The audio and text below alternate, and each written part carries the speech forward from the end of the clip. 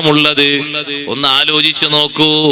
ചില സ്ഥലങ്ങളിലൊക്കെ നമുക്ക് കാണാം ഒഴിവ് സമയങ്ങളിൽ അന്യ സ്ത്രീയും അന്യ പുരുഷനും അതേ ഒരുമിച്ച് നിന്ന് ഒരേ സ്റ്റേജിൽ വേദി പങ്കിട്ട് അർദ്ധനഗ്നയായ ഒരു പെൺകുട്ടി വന്ന് ആ പെൺകുട്ടി ഒരു മൈക്കും പിടിച്ച് പാട്ട് പാടുമ്പോ അവിടെ ജനസാന്നിധ്യം എത്ര അധികമാണ്, ജനസാന്നിധ്യം എത്ര കൂടുതലാണ്, ജനപങ്കാളിത്തം എത്ര അധികമാണ്.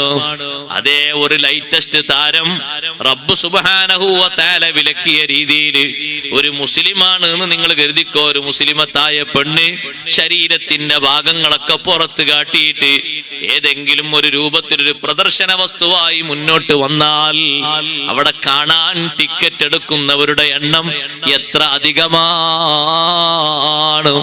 ജനങ്ങളുടെ താല്പര്യം ഏതിലേക്കാണ്? അനാവശ്യങ്ങളിലേക്കാണ് ആളുകൾക്ക് താല്പര്യം വർദ്ധിക്കുന്നത്. അവിടെയാണ് റബ്ബ് സുബ്ഹാനഹു വ തആല പറയുന്നത് അത് ഭൗതികന്മാരുടെ ലക്ഷണമാണ്. വആസറൽ ഹയാത്തദ് ദുനിയാ, ഭൗതിക ജീവിതത്തിന് അവര് താല്പര്യം കൊടുത്തവന് മുന്നോട്ട് നീങ്ങുമ്പോ ഫഇന്നൽ ജഹീമ ഹിയൽ മഅ്വാ, നരകമാണ് അവന് വാസസ്ഥലമായി ലഭിക്കുന്നത്. പകരം കിട്ടുന്നത് നരകലോകമാണ്. സ്വർഗലോകം അവന് പകരം ലഭിക്കില്ല. സ്വർഗലോകം പകരം കിട്ടുന്ന ആളെ ഇപ്പുറത്ത് അല്ലാഹു പറയുന്നുണ്ട് വഅമ്മാമൻ ഖാഫ മഖാമ റബ്ബിഹി വനഹൻ നഫ്സ അനിൽ ഹവാ, പടച്ച റബ്ബിന്റെ മുന്നിൽ പോയി നിന്ന് ഓരോന്നിനും കണക്ക് പറയണം എന്ന് പേടിച്ച് ജീവിക്കുന്ന മനുഷ്യൻ, ആര് കണക്ക് ചോദിച്ചില്ലെങ്കിലും അള്ളാഹുവിന്റെ മുന്നിൽ ഒരു കണക്ക് പറയേണ്ടതുണ്ട്. പടച്ച റബ്ബിന്റെ മുന്നിലുള്ള ഹിസാബ് പേടിച്ച് ജീവിക്കുന്നവനാണ്. നിങ്ങൾ നോക്കൂ സഹോദരങ്ങളെ, മനുഷ്യന്മാരെ കൂട്ടത്തിൽപ്പെട്ട ഒരു സംഘമല്ലേ ED എന്ന പേരിൽ അറിയപ്പെടുന്നത്. നിങ്ങളെ വീട്ടിലേക്ക് EDയുടെ ഒരു നോട്ടീസ് വന്നാൽ എത്ര വെപ്രാളത്തിലും എത്ര പേടിയിലുമാണ് ആളുകൾ കഴിയുന്നത്. ED പിടിച്ചുകൊണ്ടുപോകുന്ന എത്ര തലവന്മാരെയാണ് ആദ്യമായി ഹോസ്പിറ്റലിൽ കൊണ്ടുപോകേണ്ടി വന്നത്. 2 മണിക്കൂർ നേരത്തെ ചോദ്യം ചെയ്യലിന് ഒരുങ്ങുന്നതിന്റെ മുമ്പ് തന്നെ തലകറങ്ങി വീണുപോയി.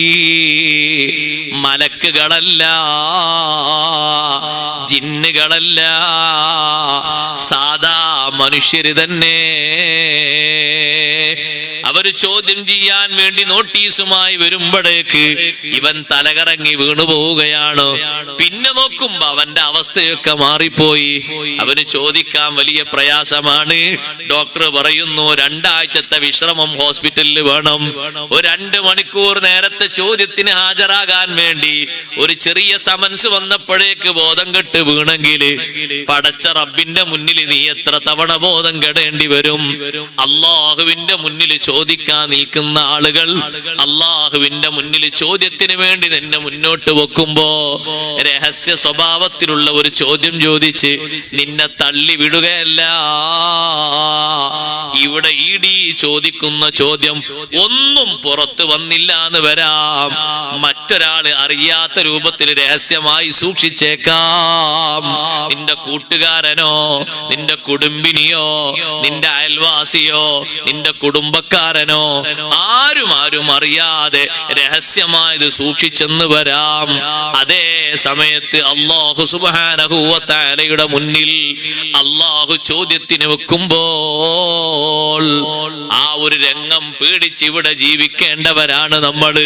മുഅ്മിനീങ്ങളെ, നമ്മൾ ഈമാനുള്ളവരാണെങ്കിൽ പടച്ച റബ്ബിന്റെ മുന്നിൽ നിൽക്കേണ്ട ഒരവസ്ഥ നമുക്കെല്ലാവർക്കുമുണ്ട്.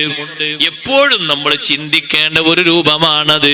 ഉമർ ഇബ്നുൽ ഖത്താബ് റളിയല്ലാഹു അൻഹുവിന്റെ കാലഘട്ടത്തിൽ ഒരു ചെറുപ്പക്കാരൻ ചിന്തിച്ച ചിന്ത കണ്ടില്ലേ നിങ്ങൾ?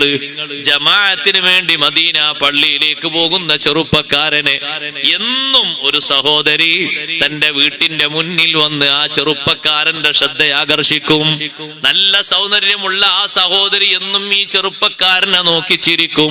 പക്ഷേ ഈ ചെറുപ്പക്കാരൻ തലയും താഴ്ത്തി മുന്നോട്ട് പോകുന്നു. എന്തേ കാരണം? ആ ചെറുപ്പക്കാരന്റെ ഖൗഫാണത്. കാണാൻ പറ്റാത്തത് മുന്നിൽ വരുമ്പോൾ കണ്ണിന്റെ രൂപം മാറ്റണമെന്നല്ലേ അള്ളാഹുവിന്റെ നിർദ്ദേശം. ഖുല്ലിൽ മുഅ്മിനീന യഗ്ളൂ മിൻ അബ്സാരിഹിം വയഹ്ഫളൂ ഫുറൂജഹും ദാലിക അസ്കാ ലഹും. മുഅ്മിനീങ്ങളോട് തങ്ങൾ പറഞ്ഞു കൊടുക്കണം നബിയെ, കാണാൻ പറ്റാത്ത അവസ്ഥകൾ സംജാതമാകുമ്പോ കണ്ണൊന്ന് ചിമ്മണം, കണ്ണൊന്ന് തിരിക്കണം, മറ്റൊരു ഭാഗത്തേക്ക് നോട്ടം മാറ്റണം, അതുവഴി സ്വകാര്യതകളെ കാത്തു സൂക്ഷിക്കണം. ദാലിക അസ്കാ ലഹും, അതവർക്ക് ഏറ്റവും വലിയ വിശുദ്ധിയാണ്. കാഴ്ച പലപ്പോഴും നമ്മുടെ മനസ്സിനെ കീഴ്പ്പെടുത്തുന്ന ഒന്നാണ്.